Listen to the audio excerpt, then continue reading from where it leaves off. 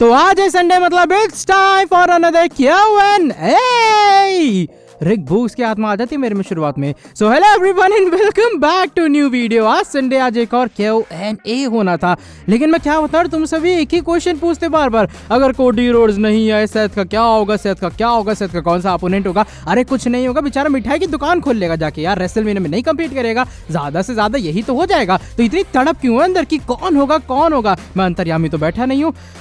चलो by the way, आज Sunday क्या हुई नहीं होगा, मतलब भाई मैं परेशान हो गया इस क्वेश्चन से। इफ कोडी नॉट रिटर्न तब सेथ का कौन सा अपोनेंट होगा। फाइनली इसके बारे में डिस्कशन करेंगे वीडियो के अंदर, और भी काफी सारे कमाल के क्वेश्चन है। जल्दी से शुरू करते हैं वीडियो को। So without wasting any time, और रियली सॉरी मैं जिनके क्वेश्चन पिक नहीं कर पाया, लेट्स बिगिन दिस वीडियो। लेकिन शुरू करते हैं वीडियो को पहले क्वेश्चन के साथ में। इस बार मोहित कुमार की तरफ से आए सामने, और भाई मोहित भाई का कहना है ये कि जो रोमन रेंज है हमारे WWE के करंट के मेगा स्टार, उनके बाद WWE का मेगा स्टार अगला कौन सा होगा, बड़ा सुपरस्टार कौन सा होगा। क्या वो किसी का बेटा होगा, जैसे रेमी स्टीरियो की बेटी डोमिनिक हो गए, या फिर कोई वो इंडिया रेसलिंग प्रमोशन का होगा, दूसरे प्रमोशन का होगा जैसे MJF हो गए AEW से, या फिर कोई NXT सुपरस्टार होगा जैसे ब्रॉन ब्रेकर हो गए। तो जो मेरा इसको लेकर पर्सनल ओपिनियन है वो ये, मेरे हिसाब से कोई इंडिया रेसलिंग का जो स्टार है वो WWE का अगला मेगा स्टार या बड़ा स्टार बन सकता है। उसके अंदर कैपेबिलिटी हो गया, WWE पे पूरे तरीके से डिपेंड करता है वो उसे पुश देती है या फिर नहीं, क्योंकि विंस मैकमैन के दिमाग में एक ये मेंटालिटी भी है कि भाई ये जो बंदा है वो मेरी कंपनी से बिलोंग नहीं करते, मेरा होम ग्राउंड टैलेंट जो भी कहते हो,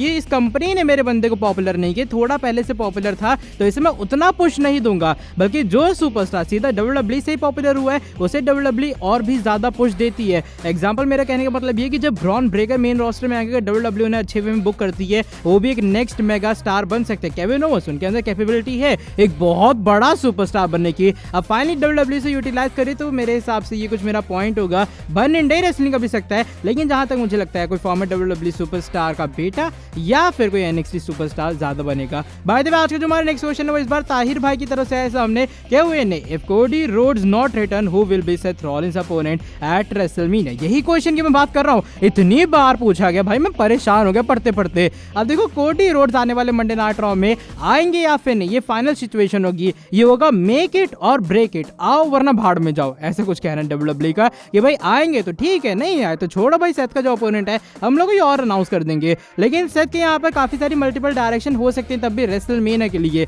Seth Rollins US title picture में ऐड हो सकते हैं, Balor versus Damien priest versus Seth हो सकता है, जो कि रिसेंटली लाइव इवेंट में भी हुआ था, या फिर ऐसा हो सकता है कि जो सेथ रॉलिंस है वो किसी लेजेंडरी सुपरस्टार को चैलेंज करते हुए नजर आए और गोल्डबर्ग की वापसी हो जाकर WWE ने रीसाइन करवा लेती है। मेरे हिसाब से ये कुछ चीजें हो सकती है हमारे सेथ रॉलिंस के साथ में, या फिर कोई भी और NXT का सुपरस्टार आ सकता है और वो चैलेंज एक्सेप्ट कर सकता है कि हमारे सेथ फ्रीकिंग रॉलिंस का। आज का जो हमारा नेक्स्ट क्वेश्चन है वो इस बार संजय भाई की तरफ से है सामने। रेसलमेनिया में रिकोशे का अपोनेंट कौन सा होगा, प्लीज पिक कर लेना। तो देखो मेरे हिसाब से रिकोशे जो वो अपने IC टाइटल को डेफिनेटली डिफेंड करेंगे। सैमी ज़ेन के साथ में उनका जो फ्यूड है वो एंड हो चुका है, और आगे जितने बाकी सुपरस्टार्स बचे हैं उनके खिलाफ रिकोशे अपनी चैंपियनशिप को डिफेंड करेंगे। नाकामुरा जो कि फॉर्मर चैंपियन रह चुके हैं, वो एक टैग टीम टाइटल पिक्चर के अंदर है। अब बचे कौन, हमारे शेमस बचे, पीट डन बचे जिनका नाम बुटचर हो चुका है, और रिजी हॉलैंड बचे हुए हैं। हमारे बिगी अनफॉर्चुनेट वे में इंजर्ड है, वरना उनके साथ ही उनका टैग टीम एक्शन होता। कोफी किंगस्टन है, यहाँ पर काफी सारे WWE के पास नाम है। तो अल्टीमेटली जो मेरा डिसीजन होगा, अगर मैं WWE की जगह होता, मैं यहाँ पर एक IC title ladder match confirm करता, जो कि एक लंबे टाइम से WWE में नहीं हुआ है,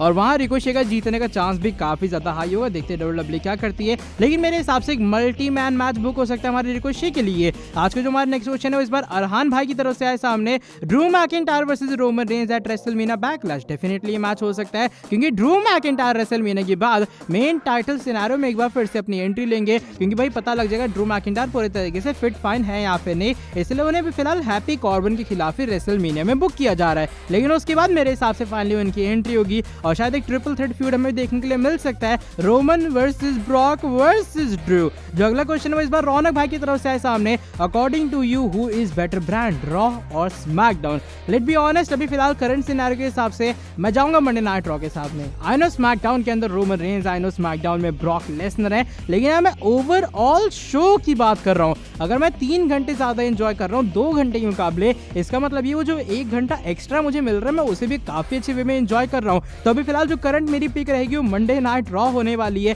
स्मैकडाउन में स्टार पावर है, लेकिन शायद जहां मुझे लगता है जो स्मैकडाउन की अब थोड़ी ग्रेडिंग है वो डाउन जा चुकी है मंडे नाइट रॉ के मुकाबले, क्योंकि वहाँ AJ स्टार्स का फ्यूड भी तो चल रहा है। बाय द वे, आज का जो हमारा अगला क्वेश्चन है वो इस बार सैमसॉन भाई की तरफ से है सामने। रियली सॉरी अगर नाम गलत ले रहा हूँ। RK bro next opponent, I guess वो स्ट्रीट प्रॉफिट्स हो सकते हैं, वो अल्फा अकेडमी हो सकता है। मेरे हिसाब से ओवरऑल एक ट्रिपल टैग टीम एक्शन ऐसा कुछ मैच होगा रेसलमेनिया के अंदर, और आगे सार के ब्रो वहां पे भी अपनी चैंपियनशिप्स को रिटेन करने वाले हैं। आज का जो हमारा नेक्स्ट क्वेश्चन है वो इस बार आयुष शर्मा की तरफ से है सामने। Bro, so now what will be the future plans of the RK bro? Is they going to stay as a tag team for one more year? Because RK bro is one of the most interesting thing in the whole world. Nobody wanted them to broke, and Randy also declared that he and Riddle are now besties. I'm telling that much of English because tomorrow is my English exam.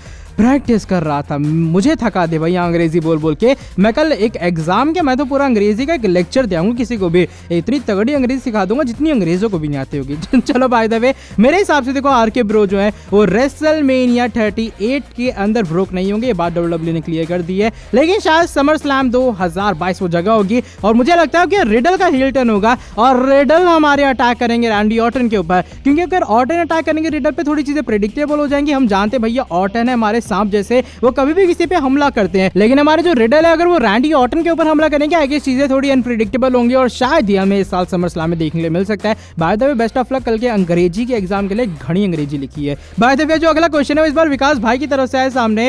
Hello bro, अगर Cody Rhodes आने वाले Monday night raw में आएंगे तो उनकी कौन सी gimmick होगी? क्या वो स्टारडस्ट वाली होगी या फिर वो वाली होगी जो रैंडी ऑर्टन के साथ ही जब वो डब्ल्यूडब्ल्यू में थे? Please pick my question. तो मेरे हिसाब से जो उनकी एईडब्ल्यू वाली गिमिक है डब्ल्यूडब्ल्यू उसे कैरी ऑन करने वाली चांस काफी लो है मेरे हिसाब से कि स्टारडस्ट वापस आएंगे। उनकी वो वाली गिमिक अगर लाएंगे तो सिर्फ विंस मैकमैन वापस ला सकते हैं, वरना मेरे हिसाब से अगर वो वापस आएंगे तो उनकी एईडब्ल्यू वाली जो अमेरिकन ड्रैगन वाली गिमिक है वही हमें कंटिन्यू होती हुई नजर आएगी। जो अगला क्वेश्चन है वो इस बार सलीम भाई की तरफ से आए सामने। Will Gable Steveson debut in upcoming Monday night Raw and challenge Seth Rollins for a WrestleMania match?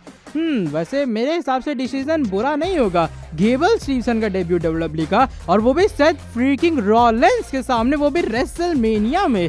Sounds really really big. WW को अगर एक इंपैक्टफुल डेब्यू करा रहे हैं गेबल स्टीवसन का, तो सेथ के साथ में एक मैच मेरे हिसाब से अच्छा डिसीजन होगा, और सेथ की जो बुकिंग है वो भी एक अच्छी खासी हो जाएगी। लेकिन जहां तक मुझे लगता है जो गेबल स्टीवसन है वो डब्ल्यूडब्ल्यू के अंदर अभी नहीं आएंगे, वो रेसलमेनिया के बाद आएंगे डब्ल्यूडब्ल्यू के अंदर, ऐसा उन्होंने कहा था भाई। पहले जो उनकी पहली वाली लाइबिलिटीज वगैरह या फिर जो उनकी जिम्मेदारी कॉलेज वगैरह को लेकर, कॉलेज की पूरी टीम को लेकर, पहले वो उसे खत्म करेंगे तब जाके आएंगे। लेकिन मेरे हिसाब से स्टिल जो गेबल स्टीवसन है वो एक चॉइस हो सकते हैं अगर कोडी रोड्स डब्ल्यूडब्ल्यू में वापस नहीं आते हैं। आज का जो हमारा नेक्स्ट क्वेश्चन है वो इस बार युवराज की तरफ से आए सामने। भाई रोमन वर्सेस ब्रॉक के मैच में फर्स्ट ब्लड मैच की स्टिपुलेशन ऐड हो सकती है क्या? Please pick my question. अब देखो मेरे हिसाब से ये स्टिपुलेशन मैच के अंदर ऐड हो जाए इसका मुझे चांस काफी कम लगता है, और ये क्वेश्चन एक नहीं बल्कि काफी लोगों ने पूछा है क्या फर्स्ट ब्लड सिचुएशन ऐड हो सकती है मैच के अंदर, कि भैया जिसके पहले खून निकला वो हार जाएगा और जो दूसरा इंसान है वो हमें जीतता हुआ नजर आएगा। अब देखो वैसे हमने इनके मैच में खून तो काफी देखा। रेसलमेनिया 31 याद होगा लोगों को, ब्रॉक के खून निकला। रेसलमेनिया 34 के अंदर जब मेन इवेंट में मैच हुआ रोमन के खून निकला।